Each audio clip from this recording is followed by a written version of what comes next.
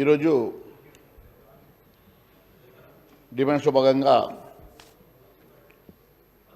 ఈ రాష్ట్ర ప్రభుత్వం ఇచ్చిన హామీల మేరకు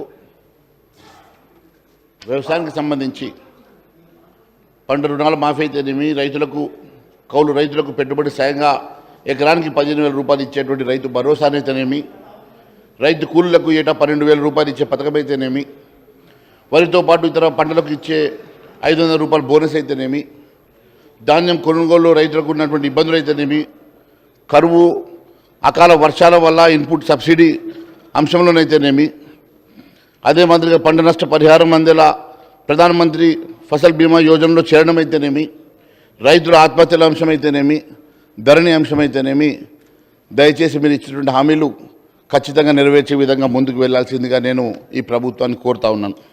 అధ్యక్ష, 2014 బీఆర్ఎస్ సర్కార్ లక్షలోపు రుణాలు ఉన్నటువంటి 35 లక్షల మంది రుణమాఫీ కోసం 16,144 కోట్లు ఇచ్చింది. 2018లో అదే లక్షలోపు రుణమాఫీకి 19,198 కోట్లు అంచనా కాగా మొత్తం లబ్ధిదారుల సంఖ్య సుమారు 37 లక్షలు. అయితే ఇందులో అందరికీ ఇవ్వకుండా గులాబీ సర్కార్ మోసం చేసింది కాబట్టి గులాబీ సర్కార్ ఓడిపోయి ఈరోజు అపోజిషన్లో కూర్చున్నది. దయచేసి అదే బాటలో మీరు నడవద్దని చెప్పేసి ఈ ప్రభుత్వాన్ని నేను సూచిస్తూ ఉన్నాను. అధ్యక్ష, అంతేకాదు రుణమాఫీ కోసం 40,000 కోట్ల రూపాయలు, పంట రుణమాఫీకి 40,000 కోట్లు ఖర్చు అవుతుందని చెప్పి గాంధీభవన్లో జరిగినటువంటి ఒక కార్యక్రమంలో గౌరవ ముఖ్యమంత్రి గారు ఆ రోజు చెప్పడం జరిగింది. అదే మాదిరిగా మరి అధికారులతో సమీక్ష సందర్భంగా కసరత్తు జరిగిన తర్వాత 31,000గా వారు అంచనాకు వచ్చారు. మరి ఈరోజు తీరా బడ్జెట్లో మాత్రం రుణమాఫీకి కేవలం 26,000 కోట్ల రూపాయలుగానే చూపిస్తూ ఉన్నారు. అంటే రైతులకు రుణమాఫీ చేసే పూర్తి స్థాయిలో కాకుండా కొంతవరకు మాత్రమే రుణమాఫీ చేసే ఉద్దేశం ఏమైనా ఈ ప్రభుత్వానికి ఉన్నదా? దయచేసి చెప్పాల్సిందిగా నేను కోరుతా ఉన్నాను. అదే కాదు అధ్యక్ష, ఈరోజు రైతులకు రుణమాఫీ రివ్యూ మీటింగ్లో సీఎం గారు చెప్పినటువంటి లెక్కల ప్రకారం 70 లక్షల మంది రైతులకు రుణ ఖాతాలు ఉన్నాయని, అంటే వీరందరూ ఎంతో కొంత రుణమాఫీ కావాలని, కానీ ప్రభుత్వం కేవలం 44 లక్షల మందికి రుణమాఫీ చేస్తున్నట్టుగా తెలిసింది. ఇందుకోసం ప్రభుత్వం అత్యంత కఠిన నిబంధనలు అమలు చేసి, అంటే దాదాపు అర్హులైనటువంటి 26 లక్షల మంది రైతులకు రుణమాఫీ జరగకుండా ఒక ఎత్తుగడ చేసినట్టుగా మేము భావిస్తూ ఉన్నాం. అంతేకాదు రుణాలు మాఫీ కాలేదన్నటువంటి మీడియా కథనాలు వాస్తవాలా అని అనుమానాలు వస్తూ ఉన్నాయి. ఉమ్మడి ఖమ్మం డీసీసీబీ పరిధిలో 1,00,000 మంది రైతులకు లక్షలోపు రుణాలు మాఫీ కాలేదని మీడియాలో వచ్చింది. ఉమ్మడి మెదక్ డీసీసీబీ పరిధిలో 23,000 మందికి, ఉమ్మడి పాలమూరు మహబూబ్నగర్ జిల్లాలో 31,000 మందికి, ఉమ్మడి నల్గొండలో 38,000 మందికి రుణమాఫీ కాలేదని పత్రికల్లో వార్తలు వచ్చాయి. ఇందులో వాస్తవం ఎంత ఉందో దయచేసి వ్యవసాయ మంత్రి గారు మరి అదే మాదిరి ముఖ్యమంత్రి గారు తక్షణమే స్పష్టత ఇవ్వాల్సిందిగా మేము కోరుతా ఉన్నాం. ఏ ప్రతిపాదికన లబ్ధిదారుని ఎంపిక చేశారు, ఏ ప్రతిపాదికన అర్హులైనటువంటి రైతుల్ని మీరు మరి ఎంపిక చేశారో ఒకసారి మరి ఖచ్చితంగా ఈ సభకు తెలియజేయాల్సిన అవసరం ఉందని తెలియజేస్తా ఉన్నాను. అధ్యక్ష, ఈరోజు రాహుల్ గాంధీ గారు వరంగల్ సభలో కానీ లేక ఖమ్మం సభలో కానీ ఇచ్చినటువంటి అంశంలో ఖచ్చితంగా రుణమాఫీ చేస్తామని చెప్పేసి వారు ఒప్పుకున్నారు. మరి రైతులందరూ ఎంతో ఆశగా ఎదురు చూస్తూ ఉన్నారు. మీరు ఇచ్చినటువంటి నిబంధనలు తీసి మరి మీరు చేసినట్టుగా ఒప్పుకున్నట్టుగా మరి మేనిఫెస్టోలో పెట్టినట్టుగా దయచేసి రుణమాఫీ చేయాల్సిందిగా మేము కోరుతా ఉన్నాం. మరి రైతులు కాంగ్రెస్ పార్టీకి భరోసా ఇచ్చారు. ఈరోజు కాంగ్రెస్ పార్టీ రైతాంగానికి భరోసా ఇవ్వాల్సిందిగా నేను కోరుతా ఉన్నాను. మరి అదే మాదిరిగా గత బీఆర్ఎస్ ప్రభుత్వం ఎకరానికి 10,000 చొప్పున ఇచ్చేటువంటి రైతు బంధు స్కీముని మీరు పేరు మార్చి 15,000 రూపాయలు ఇస్తామని చెప్పేసి మేనిఫెస్టోలో హామీ ఇచ్చారు. ఎన్నికల ముందు రబీ సీజన్కి రైతు బంధు స్కీములో ఎలక్షన్ కమిషన్ అప్పుడు అనుమతి ఇచ్చి మరి తర్వాత కేసీఆర్ సర్కార్ ఇచ్చేది తీసుకోండి, దాని తర్వాత కాంగ్రెస్ ప్రభుత్వం అధికారంలోకి వచ్చిన తర్వాత ఇచ్చేది ఇస్తుందని చెప్పేసి ఆ రోజు ముఖ్యమంత్రి గారు చెప్పారు. మరి అదే మాదిరి అప్పుడు ఇవ్వాల్సినటువంటి రైతు బంధు మొన్నటి వరకు మరి ఇచ్చారు. దాని తర్వాత ఈ ఏడాది వచ్చేటువంటి రైతు బంధు ఇంకా రాలేదు. మరి నేను ఇమీడియట్గా ఈ రైతు బంధు ఈ సీజన్లో ఇవ్వాల్సిన రైతు బంధు ఇమీడియట్గా ఇచ్చి మళ్ళీ సీజన్లో డిసెంబర్ లోపల ఒక్కొక్క రైతు బంధు కూడా వెంటనే ఇవ్వాల్సిందిగా డిమాండ్ చేస్తూ ఉన్నాం. మరి రైతు భరోసా నిధులు ఏమన్నా రుణమాఫీకి మలుస్తున్నారా? ఎందుకంటే బడ్జెట్ చూస్తే అట్టే కనపడతా ఉన్నది. మరి దయచేసి రైతు బంధుకు రైతు భరోసాకు నిధులు వేరుగా కేటాయించాల్సిందిగా కోరుతా ఉన్నాం. రైతు భరోసాకు రావాల్సినటువంటి అవసరమైనటువంటి నిధుల్ని ఎక్కడ కూడా మీరు మరి బడ్జెట్లో కానరాని పరిస్థితి కనబడతా ఉన్నది. రైతు భరోసా మార్గదర్శకాలపై అసెంబ్లీలో చర్చ పెడతామని చెప్పి గతంలో ముఖ్యమంత్రి గారు చెప్పారు. ఆ చర్చ ఎప్పుడు పెడతారు? మరి ఆ చర్చ విషయంలో మరి నిబంధనలు ఏ రకంగా పెట్టబోతున్నారో కూడా ఒకసారి సభకు చెప్తే బాగుంటుందని తెలియజేస్తా ఉన్నాను. డెఫినెట్గా గతంలో ఇచ్చినట్టుగా చెట్లకు పుట్టలకు గుట్టలకు అని కాదు, కనీసం వ్యవసాయం చేసేటువంటి ప్రతి రైతాంగానికి ఖచ్చితంగా ఇవ్వాల్సినటువంటిగా మేము డిమాండ్ చేస్తూ ఉన్నాం. మరి సన్నకారు చిన్నకారు రైతులు ఖచ్చితంగా రైతు భరోసా ఎప్పుడు వస్తుందని చెప్పేసి ఎదురు చూస్తూ ఉన్నారు. పెట్టుబడి సాయం కోసం ఎదురు చూస్తూ ఉన్నారు. అధ్యక్ష, ఖచ్చితంగా సమయానికి వారికి ఇవ్వాల్సినటువంటి రైతు భరోసా ఖచ్చితంగా ఇవ్వాల్సిందిగా నేను మీ ద్వారా కోరుతా ఉన్నాను. అంతేకాదు అధ్యక్ష, ఈరోజు కౌలు రైతుల పరిస్థితి కూడా దీనంగా ఉన్నది. అధ్యక్ష, కౌలు రైతుల పరిస్థితి కూడా ఈరోజు దీనంగా ఉంది. అధ్యక్ష, మరి గత బీఆర్ఎస్ ప్రభుత్వం కౌలు రైతులకు రైతు బంధు పథకాన్ని వర్తింప చేయలేదు. మరి కౌలు రైతులు అసలైనటువంటి సాగు చేసేటువంటి రైతులు వారికి రైతు బంధు ఇవ్వకపోతే పథకం అసలు లక్ష్యం దెబ్బతినేటువంటి పరిస్థితి ఉందని చెప్పేసి ఎంతోమంది దిబ్బులు చెప్తా ఉన్నారు. అధ్యక్ష, మరి ఈరోజు కౌలు రైతులు గోస పట్టించుకునే నాదుడు లేడు. అధ్యక్ష, తెలంగాణలో దాదాపు 15 లక్షల మంది కౌలు రైతులు సాదా బినామీ కింద భూములు కొన్నటువంటి 11 లక్షల మంది రైతులకు, అటవీ భూమి సాగు చేస్తున్నటువంటి పోడు రైతులకు పెట్టుబడి సాయం గత ప్రభుత్వం హయాంలో అందలేదు.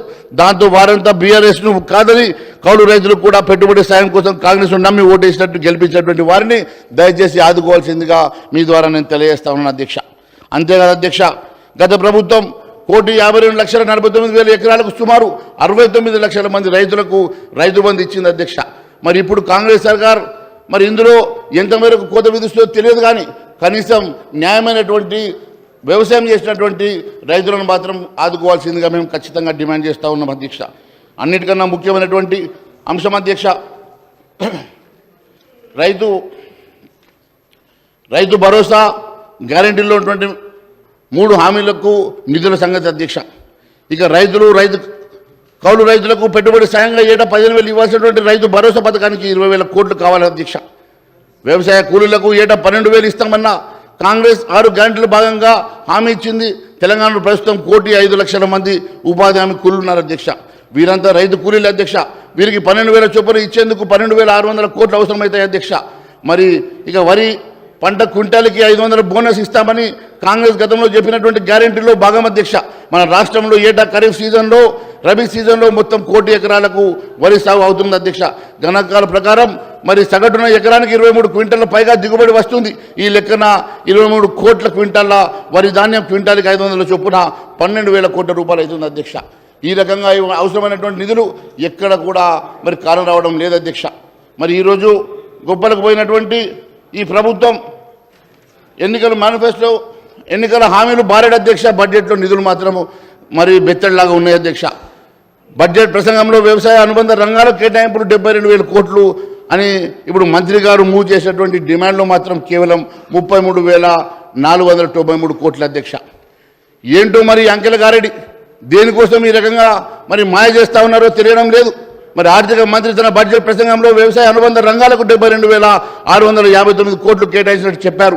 అయితే ఇందులో నీటిపారుదల శాఖ ప్రగతి పద్ధతిలో కేటాయించినటువంటి 10,829 కోట్లు కానీ, విద్యుత్ సబ్సిడీ కింద ఇచ్చేటువంటి 11,500 కోట్లు కానీ మరి దీంట్లోనే ఉన్నాయంటే వ్యవసాయానికి 49,000 కోట్లకు మించి ఉండదు. అధ్యక్ష, మరి ఈ రకంగా మరి వ్యవసాయానికి 31,000 కోట్ల రూపాయలు కేవలం మరి రుణమాఫీకి పోతే మరి రైతు బంధుకు కానీ రైతు భరోసాకు కానీ మరి ఇతరగా రైతు కూలీలకు కానీ వ్యవసాయ కూలీలకు మనం ఇచ్చినటువంటి హామీలలో ఎక్కడ నిధులు ఉండవు. అధ్యక్ష, ఈ రకంగా వీరు కేవలం మరి మాయ చేసేటువంటి బడ్జెట్ పెట్టారు. నిధులు మాత్రం ఎక్కడ కూడా కనబడతలేవు. అధ్యక్ష, నేను రైతు భరోసాకు చట్టబద్ధత కల్పించుంటే రైతు భరోసా గతంలో చట్టబద్ధత కల్పిస్తామన్నారు అధ్యక్ష. నిజంగా రైతు భరోసాకు చట్టబద్ధత కల్పిస్తే దానికి 45,000 కోట్లు అవసరం పడతాయి అధ్యక్ష. మరి నిజంగా అదే జరిగి ఉంటే ఈరోజు ఖచ్చితంగా ఈ రకంగా తప్పించుకునేవారు కాదు అధ్యక్ష. ఖచ్చితంగా బడ్జెట్లో ఈ 45,000 కోట్లు కనబడేటి అధ్యక్ష. ఈ రకంగా మరి ఒక రకంగా రైతుల్ని మోసం చేసినట్టుగానే మేము భావిస్తున్నాం అధ్యక్ష. అంతే కదా అధ్యక్ష, అన్నిటికన్నా పంటలకు బోనస్ లేదు అధ్యక్ష. అదే కాదు అధ్యక్ష, సన్న వడ్లకే మరి 500 రూపాయలు ఇస్తామని చెప్పేసి రైతాంగాన్ని మోసం చేయడం కూడా చాలా బాధాకరం అధ్యక్ష. ఎక్కువగా ఇక్కడ సాగు చేసేటువంటి మరి దొడ్డు వడ్లే కాబట్టి ఆ దొడ్డు వడ్లకు మీరు బోనస్ ఇవ్వకుండా సన్న వడ్లు అని చెప్పేసి గతంలో కేసీఆర్ గారు చేసినట్టుగానే మీరు మోసం చేసే ప్రయత్నం చేయడం ఇది చాలా బాధాకరం అన్నది చెప్తా ఉన్నాను అధ్యక్ష. తెలంగాణలో ఏటా 2 పంటలకు కలిపి 1,30,00,000 టన్నుల దొడ్డు రకం వరి దిగుబడి అవుతుంది అధ్యక్ష. అటువంటి మరి దొడ్డు బియ్యాలకు మీరు 500 బోనస్ ఇవ్వకపోతే ఇది కేవలం మోసపూరితమైనటువంటి మరి ఒక మీ హామీగానే మిగిలిపోతుంది అధ్యక్ష. కరువు అకాల వర్షాలకు పంట నష్టం జరిగితే పరిహారం కోసం ఇన్పుట్ సబ్సిడీ ఎప్పటికల్లా మీరు మరి ఇస్తారు, ఎప్పటికల్లా మీరు దానికి మన ఈ రైతాంగానికి భరోసా ఇస్తారో చెప్పాల్సినట్టుగా నేను కోరుతా ఉన్నాను అధ్యక్ష. అంతేకాదు అధ్యక్ష, మొన్న ఏప్రిల్ మే నెలలో కురిసినటువంటి అకాల వర్షాలకు కూడా ఇప్పటి వరకు పంట నష్ట పరిహారం గురించి కనీసం ఇవాల్యుయేషన్ కూడా చేయలేనటువంటి పరిస్థితుల్లో మనం ఉన్నాయి అధ్యక్ష. ఎప్పుడన్నా ఎద్దేసిన వ్యవసాయం కానీ రైతు దేశం రాజ్యం బాగుండదని చెప్తా ఉంటారు అధ్యక్ష. ఎక్కడ పడితే అక్కడ ఆత్మహత్యలు కనబడతా ఉన్నాయి అధ్యక్ష. దాదాపు 150 పైగా ఆత్మహత్యలు ఈ 7 నెలల్లో జరిగినాయంటే ఎంత పెద్ద ఎత్తున ఈరోజు ఈ రాష్ట్రంలో పరిస్థితి నెలకొని ఉన్నదో మరి గ్రామీణ ప్రాంతానికి వెళ్ళి వచ్చినట్టు ప్రతి ఎమ్మెల్యేకి ఇక్కడ తెలుసు అధ్యక్ష. నేను అందుకే తెలియజేస్తాను అధ్యక్ష, దయచేసి రైతులు ఆత్మహత్యకు పాల్పడకుండా నివారించాల్సిన బాధ్యత ఈ ప్రభుత్వం పెద్దల మీద ఉన్నది. ఖచ్చితంగా ఆ అంశం వైపు మరి అడుగులేయాల్సిందిగా నేను కోరుతా ఉన్నాను అధ్యక్ష. తెలంగాణలో అధికారం వచ్చిన తర్వాత అధ్యక్ష ఇప్పటి వరకు 150 మంది పైగా అన్నదాతలు ఆత్మహత్య పాల్పడ్డారు. కానీ వారి కుటుంబాలకు రైతు బీమా అందలేదు. రైతు ఆత్మహత్య నిర్ధారించేటువంటి మండల స్థాయి త్రిసభ్య కమిటీ అధ్యక్ష ఎంఆర్ఓ కానీ ఏఓ కానీ ఎస్ఐ కానీ మండల అగ్రికల్చర్ ఆఫీసర్ కానీ క్షేత్ర స్థాయిలో వారు వెళ్ళి ఎక్కడ కూడా పర్యటించి మరి దీన్ని ఇవాల్యుయేట్ చేయకపోవడం చాలా బాధాకరంగా ఉంది అధ్యక్ష. అంతేకాదు అధ్యక్ష, తెలంగాణ ఏర్పడిన 2014లో బీఆర్ఎస్ సర్కార్ దిగిపోయేంత వరకు 7 నెలలకు పైగా అన్నదాతలు ఆత్మహత్యలు చేసుకుంటే వారిలో 1400 మంది మాత్రమే 5 లక్షల చొప్పున పరిహారం అందింది అధ్యక్ష. మిగిలిన దాదాపు 5,600 మంది రైతులకు బీమా అందలేదంటే గత బీఆర్ఎస్ ప్రభుత్వం రైతులను ఎంత విస్మరించిందో దానికే వారు ఈరోజు ఈ రకంగా మరి అపోజిషన్లో కూర్చునే పరిస్థితి ఏర్పడ్డది అధ్యక్ష. దయచేసి ఆ బట్టలు మీరు నడవద్దని చెప్పేసి నేను మీ అందరినీ కూడా కోరుతా ఉన్నాను అధ్యక్ష. అన్నిటికన్నా ఈరోజు అవకతవకల అక్రమాల ధరణి పోర్టల్ దిద్దుబాటు ఏమైంది అధ్యక్ష?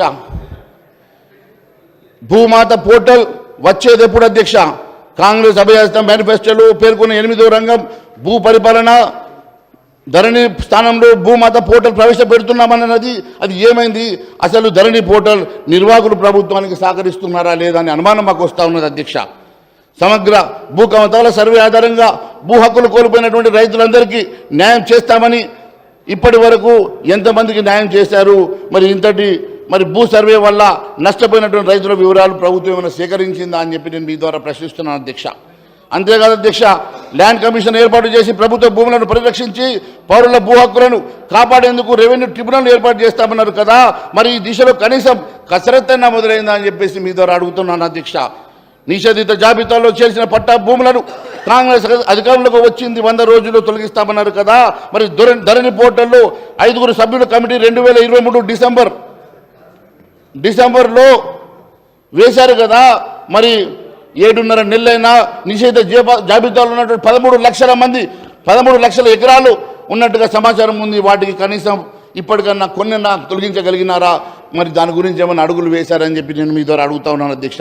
ధరణి పోర్టల్ తీసుకువచ్చిన కేసీఆర్ ఆయన కుటుంబ సభ్యులు బీఆర్ఎస్ లీడర్లు పేదల భూములను వారి పేర్ల మీద రాయించుకున్నారని, దాంతో 20 లక్షల మంది అసాములు నష్టపోయినారని, కేసీఆర్ దోచుకున్న సొమ్మును కక్కిస్తామని, ఆ సొమ్ముతోని 6 గ్యారెంటీ స్కీమ్ను అమలు చేస్తామని రాహుల్ గాంధీ ఎన్నికల ప్రచారం నవంబర్ 17, 2023 రోజు వరంగల్లో ఖమ్మంలో జరిగినటువంటి ఎన్నికల ప్రచార సభలో మాట్లాడారు కదా, మరి దాని సంగతి ఏమైంది అధ్యక్ష?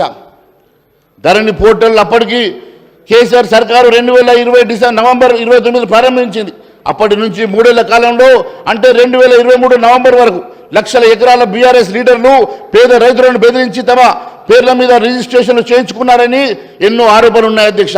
ఆ లెక్కలేంటో, ఆ భూములు కోల్పోయిన రైతులు ఎవరో, లాభపడిన గులాబీ నేతలు ఎవరో కాంగ్రెస్ సర్కార్ ఇప్పటికైనా తెలిసిందా అధ్యక్ష? దాని గురించి ఏమన్నా ఎంక్వైరీ చేసిందా? దాని గురించి ఏమన్నా మరి సమాచారం సేకరణ చేస్తుందా అని అడుగుతున్నా అధ్యక్ష. తెలంగాణ ఏర్పడి 2014 నాటికి రాష్ట్రంలో 24 లక్షల అసైన్ భూములు ఉన్నాయి అధ్యక్ష. మరి ఇప్పుడు ఆ భూములు 5 లక్షలకు ఎలా తగ్గాయి? कंक्लूड చేయండి మహేశ్వరి గారు. కంక్లూడ్ కరియే సార్. సార్ కంక్లూడ్ करना है సార్. కరియే జల్దీ. తెలంగాణ ఏర్పడిన 2014 నాటికి రాష్ట్రంలో 24 లక్షల అసైన్ భూములు ఉన్నాయి అధ్యక్ష. మరి ఇప్పుడు ఆ భూములు 5 లక్షలకు ఎలా తగ్గాయి? అసైన్ భూములను బీఆర్ఎస్ లీడర్లు పేదలు బెదిరించి వారి నుంచి కొనుగోలు చేసి రిజిస్ట్రేషన్ చేసుకున్న వివరాలు ఏంటి? వాటి ఎందుకని మరి ఈ సర్కారు బయటపెట్టడం లేదని చెప్పేసి అడుగుతున్నాను అధ్యక్ష. అంతేకాదు అధ్యక్ష, అన్నిటికన్నా ముఖ్యమైనటువంటి ఎన్నో అంశాలు అధ్యక్ష. రాష్ట్ర ప్రభుత్వ భూములు, అసైన్ భూములు, దేవాదాయ భూములు, వక్ఫ్ బోర్డు భూములు, అటవీ భూములు, భూదాన్ భూములు లక్షల ఎకరాలు కేసీఆర్ సర్కార్ 5 ఏళ్ల కాలంలో అన్యాక్రాంతమైన అని చెప్పి వాటి విలువ 2 లక్షల కోట్ల వరకు ఉంటుందని అంచనా అధ్యక్ష. మరి కేసీఆర్ సర్కారు 10 ఏళ్ల కాలంలో అన్యాక్రాంతమైనటువంటి భూములు లక్షల కోట్ల రూపాయల విలువైనటువంటి భూములు అన్యాక్రాంతమైతే వాటి మీద ఎంక్వైరీ చేశారా? మరి దానికి సిబిఐకి మీరేమైనా సిద్ధంగా ఉన్నారా? సిబిఐ ఎంక్వైరీకి అని చెప్పేసి మేము అడుగుతా ఉన్నాం అధ్యక్ష. కేసీఆర్ హయాంలో జరిగిన 2 లక్షల కోట్ల భూకుంభకోణం దేశ చరిత్రలోనే అత్యంత భారీ స్కామ్ అధ్యక్ష. ధరణి పోర్టల్ నిర్మాణ ఒప్పందానికి విదేశీ కంపెనీలు ఫల్కాన్తో ఒప్పందం కుదుర్చుకున్నప్పుడు అప్పటి రాష్ట్ర ఐటీ శాఖ మంత్రి కేటీఆర్, రెవెన్యూ శాఖ మంత్రి స్వయంగా సీఎం కేసీఆరే కదా. మరి ఇలా కేసీఆర్ కుటుంబం ప్రమేయం ఉన్నటువంటి 2 లక్షల కోట్ల భారీ స్కామ్లో లోగుట్టు బయటపెట్టడానికి కాంగ్రెస్ సర్కార్ ఎందుకు వెనుకాడుతుంది? ఎందుకు వెనుకాడుకు వేస్తూ ఉంది? ఎందుకు దాని మీద ఎంక్వైరీ పెట్టడం లేదు? ఎందుకు దాన్ని సిబిఐ ఇవ్వడానికి సిద్ధంగా లేదు? దీనికి సమాధానం చెప్పాల్సిన బాధ్యత ఈ ప్రభుత్వం మీద ఉన్నది అధ్యక్ష. సీఎంగా రేవంత్ రెడ్డి గారు బాధ్యతలు చేపట్టి తర్వాత 2వ రోజే ధరణి పోర్టల్ రివ్యూ మీటింగ్ పెట్టారు అధ్యక్ష. 5 సభ్యులతో కమిటీ వేసి 7.5 నెలలైనా ఇప్పటి వరకు దోషులు ఎవరో తేల్చలేదు. ధరణి పోర్టల్లో జరిగిన 2 లక్షల కోట్ల స్కామ్ని వెలుగు తీసి చిత్తశుద్ధి ధరణి అడ్డం పెట్టుకుని భూ అక్రమాలకు పాల్పడే బీఆర్ఎస్ నేతలు कंक्लूड करिए सर. क्या 2 मिनट ही सर, कंक्लूड कर रहा हूँ सर. మరి లక్షల కోట్ల రూపాయల స్కామ్ను వెలికి తీసి చిత్తశుద్ధి ధరణి అడ్డం పెట్టుకుని భూ అక్రమాలను పాల్పడినటువంటి బీఆర్ఎస్ నేతలు దోషులుగా నిరూపించే చిత్తశుద్ధి మరి ఈ ప్రభుత్వానికి ఉన్నదా? ఈ స్కామ్లకు విచారణకు సిబిఐకి మీరు సిద్ధమా అని చెప్పి అడుగుతున్నాను అధ్యక్ష. ఈ పోర్టల్ని విదేశీ కంపెనీ को साहब, ये फॉरेन कंपनी को दिए साहब. पूरा आज हमारे इस देश की लाखों करोड़ रुपए की इस लैंड की सारी इंफॉर्मेशन आज फॉरेन कंपनी के साथ है साहब. सो ये पोर्टल विदेशी కంపెనీకి అప్పగించే అంశంపై ఇప్పటి వరకు అప్పటి ఐటీ మంత్రి కానీ లేక రెవెన్యూ శాఖ నిర్వహించిన కేసీఆర్ కానీ ఇప్పటి వరకు ప్రభుత్వం విచారించలేదు అధ్యక్ష. అంటే దీని వెనుక ఏదో మతలబు ఉందా? మరి ఎందుకోసం విచారణకు మీరు ఈ ప్రభుత్వం సిద్ధంగా లేదో తెలియాల్సిన అవసరం ఉంది అధ్యక్ష. తెలంగాణ ఏర్పడి 2014 నాటికి భూముల రికార్డు పోలిస్తే ధరణి పోర్టల్లో దేవాదాయ వక్ఫ్ బోర్డులకు 40% తక్కువగా, ఫారెస్ట్ ల్యాండ్లో 6 లక్షల ఎకరాలు తక్కువగా ఉన్నట్లు తేలింది అధ్యక్ష. ఇంత ప్రభుత్వ భూములు ఇన్ని లక్షల ఎకరాలు అన్యాక్రాంతం అయితే దాని మీద స్పష్టత లేకపోతే లక్షల ఎకరాల భూములు బీఆర్ఎస్ భూ బకాసురులే మింగేశారని తెలిస్తే మరి దాని మీద ఎందుకు ఈ సర్కార్ ఎంక్వైరీ పెట్టడం లేదు? ఎందుకు దాని మీద సిబిఐ ఎంక్వైరీ ఇవ్వడం లేదు? ఎందుకు విచారణ జరిపించడం లేదు? తెలియజేయాల్సిన అవసరం ఈ ప్రభుత్వం పైన ఉంది అధ్యక్ష. ధరణి పోర్టల్ నిర్వహిస్తున్నటువంటి ఫాల్కన్ సంస్థ విదేశీ సంస్థ అధ్యక్ష. మరి ప్రతినిధులతో రాష్ట్ర ప్రభుత్వం భూ అక్రమాలు సంబంధించినటువంటి సమాచారం తీసుకుందా? నిషేధ జాబితాల్లో 2020 నవంబర్లో ఉన్నటువంటి భూములెన్ని, 2023 నవంబర్ నాటికి ఉన్నటువంటి భూములెన్నో, ఎన్ని లక్షల ఎకరాల భూములు అన్యాక్రాంతమైనాయో తెలియజేయాల్సినటువంటి అవసరం ఈ ప్రభుత్వానికి ఉన్నది అధ్యక్ష. ధరణి పోర్టల్ నిర్వహణలో ఫాల్కన్ సంస్థ నుంచి కేంద్ర ప్రభుత్వం సంస్థ ఎన్ఐసి నేషనల్ ఇన్ఫర్మేటిక్స్ సెంటర్కు ఇచ్చే ఆలోచన ఏమన్నా ఉందా? మరి గౌరవ ముఖ్యమంత్రి గారిని అడుగుతా ఉన్నాను అధ్యక్ష. మన రాష్ట్ర రైతుల భూముల్ని వివరాలను విదేశీ కంపెనీలకు అప్పగించడానికి అసలు బాధ్యులు ఎవరు? ఈ ప్రభుత్వం తేల్చాల్సిన అవసరం కూడా ఖచ్చితంగా ఈ ప్రభుత్వం మీద ఉన్నది అధ్యక్ష. ధరణి పోర్టల్ సమస్యల పరిష్కారానికి తెలంగాణ ప్రభుత్వం తహసీల్దార్లు, ఆర్డీఓలు, జిల్లా స్థాయి ఆఫీసర్లను సీసీఎల్ఏలో వారి స్థాయి బట్టి అధికారులను బదలాయించింది. ధరణి సమస్య పరిష్కారానికి ప్రత్యేక డ్రైవ్ గత మార్చి 1 నుంచి 9 రెవెన్యూ శాఖ చేపట్టింది. మండలాల్లో అధికారులు దరఖాస్తులు స్వీకరించుకొని ధరణి పోర్టల్లో 17 లక్షల 17 రకాల మరి మాడ్యూల్స్తో సవరించినటువంటి మరి 1,45,000 దరఖాస్తులు పెండింగ్లో ఉంటే వాటిని ఎప్పటి లోపల పరిష్కరిస్తారు అధ్యక్ష? మరి ఎంతవరకు పరిష్కరించారు అధ్యక్ష? పట్టేదారు పాస్బుక్లో డేటా కరెక్షన్ కోసం లక్షలకు పైగా అప్లికేషన్లు ఉంటే వాటిని ఎప్పటి లోపల సవరిస్తారు? రికార్డ్ అప్డేట్ పేరుతో स्वामिल मंदुला स्वामिल हो गया सर।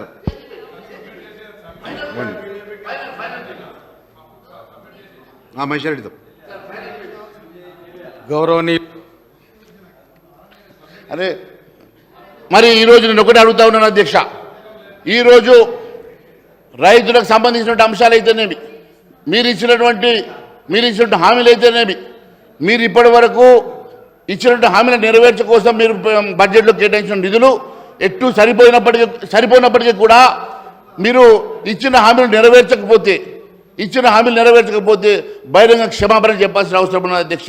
ఈ రకంగా ప్రభుత్వం దయచేసి రైతాంగాన్ని మోసం చేయొద్దని చెప్పి अध्यक्ष, ये लोगों का सरकार केंद्र में है, केंद्र से 10 साल में कितना नौकरी देते, कितना बात कहे, कुछ अमल हुआ साहब आपको भी मालूम है। हुकूमत अभी तो तेलंगाना के लिए बजट में क्या दिया है, पहले उसके लिए लड़ने की कोशिश करो, हमको पूछने में लगेंगे। हमको पूछने का बहुत अभी आराम से 4.5 साल है, पहले केंद्र सरकार से क्या लाते ये बताओ। हम हैदराबाद के लिए पूछे, आप एक लेके जाओ, हम हैदराबाद पूरा एमएलए 15 एमएलए आपके साथ आएंगे, हैदराबाद के लिए क्या दिलाते दिलाओ। सेंट्रल गवर्नमेंट से 1 रुपये भी अभी तक हैदराबाद के लिए आए नहीं। हैदराबाद के लिए देने के लिए हम 15 एमएलए के साथ इंचार्ज मिनिस्टर के हैसियत में आपका नेतृत्व में आने के लिए तैयार है। सवाल पूछने में क्या कोई सवाल पूछ सकते?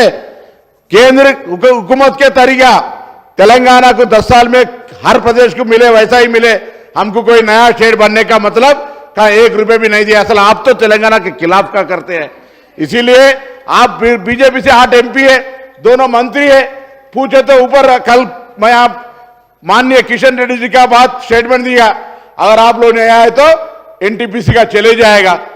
क्या तेलंगाना सरकार का एनटीपीसी का पावर का जरूरत नहीं है? ये बाइफर्केशन एक्ट में नहीं है, उसको लाने की जिम्मेदारी आपको नहीं है, ये क्यों नहीं लाते? अध्यक्ष साहब, ये समझने की बात है। आप तेलंगाना के लिए, तेलंगाना जनता के लिए कुछ करने की कोशिश करो, बाद में हम भी बराबर आपकी जो भी मसला। आज मैं अभी टीवी में देख के आ रहा हूं, सब पूरा प्रदेश में कलेक्ट्रेट के सामने बीजेपी धरना कर रहे, काहे के लिए साहब? अरे आज जरूर हम लोग लोकल बॉडी इलेक्शन लगाएंगे, बीसी का रिजर्वेशन का मसला चल रहा है, आप लोग सिर्फ आप बोले हम क्या बोलते तुम वस्ते नी मुक्कुष्पोते నేను తుమ్ముతేనే నీ ముక్కిపోయింది అన్నట్టు చెప్తారు.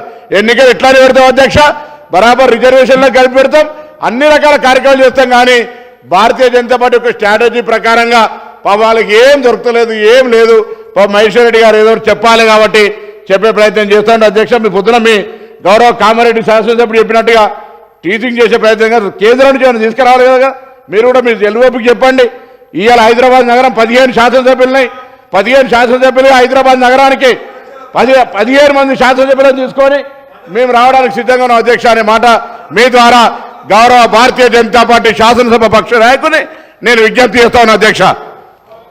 कंक्लूड करिए सर, 1 मिनट सर टाइम काफी हो। सर इंटरप्रिटेशन ऐसा इंटरप्शन करके सर इतना मिनट उन लोग बात करना आप इतना अलाउ करते सर। मैं एक ऑनरेबल मिनिस्टर से कहना चाहता हूँ, इसके बारे में 2 दिन पहले हमारी यहाँ पर चर्चा हुई। चर्चा में हम केंद्र सरकार कितना इस स्टेट के लिए फंड दिया है, कितना ऑनगोइंग प्रोजेक्ट्स है, सारी चीज़ हमने बता चुका है। अगर उसके ऊपर आपको चर्चा लगाना है तो 1 दिन नहीं 2 दिन का चर्चा लगाओ, हम उसके लिए तैयार हैं।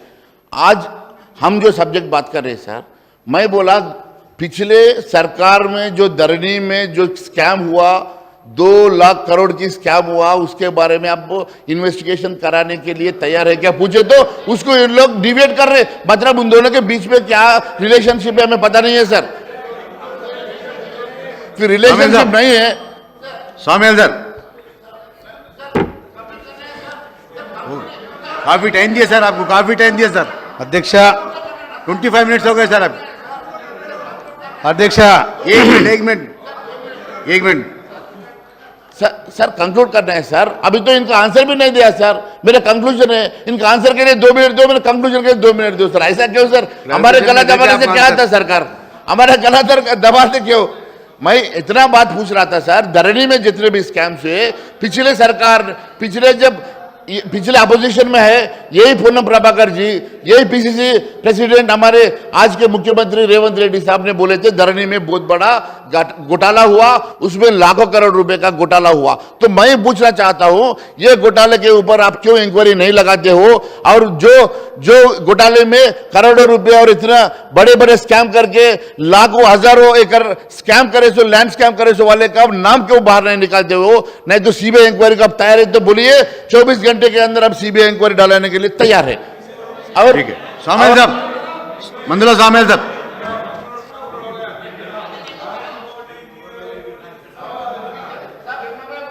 नहीं हो गया सर, काफी टाइम అధ్యక్ష మీకు మొట్టమొదటిసారిగా ఫస్ట్ టైం మేము ఈ సభకు రావడానికి మాకు అవకాశం ఇచ్చి మాకు ఓట్లేసి सामेल साहब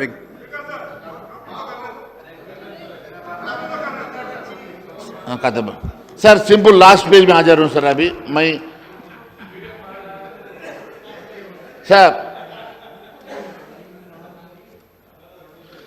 చివరిసారిగా తెలంగాణ సమగ్ర భూ సర్వే చివరిసారిగా 1940 నిజాం హయాంలో జరిగింది. ప్రతి 30 ఏళ్లకు ఒకసారి జరగాల్సిన రీసర్వే 80 ఏళ్లు దాటినా జరగలేదు. దీంతో రెవెన్యూ రికార్డులో భూమి ఉన్నప్పటికీ వాస్తవానికి క్షేత్రస్థాయిలో అంత భూమి లేదని, అలాంటి ఆర్ఎస్ఎస్ మిస్ మ్యాచ్ ను సరిదిద్దడానికి సమగ్ర భూ సర్వే కూడా నిర్వహించినటువంటి అవసరం ఉన్నది అధ్యక్ష. ఇలాంటి ఎన్నో అంశాలు ఉన్నప్పటికీ మరి ఇవన్నిటిని కూడా ఈ రాష్ట్ర ప్రభుత్వం ఎప్పటికల్లా అటెండ్ చేస్తుందో చెప్పాల్సిన అవసరం ఉంది అధ్యక్ష. నేను ఒకటే మీ ద్వారా తెలియజేస్తా ఉన్నాను అధ్యక్ష, నేను ఈ రాష్ట్రంలో మీరు ఇచ్చిన హామీలు కానీ మీరు మరి ప్రవేశపెట్టినటువంటి మేనిఫెస్టో ప్రవేశపెట్టినటువంటి హామీలన్నీ కూడా దయచేసి నెరవేర్చాల్సిందిగా, మీరు ఇచ్చినటువంటి లెక్కలు మీరు మరి అలొకేట్ చేసినటువంటి ఫండ్స్ ఏ రకంగా కూడా సరిపోవు కాబట్టి మరి ఎందుకోసం ఈ రాష్ట్ర ప్రభుత్వం ఈ రైతాంగాన్ని మోసం చేస్తుందో తెలియజేయాల్సిందిగా కోరుతా ఉన్నాను. థ్యాంక్ యూ అధ్యక్ష. सामेल साहब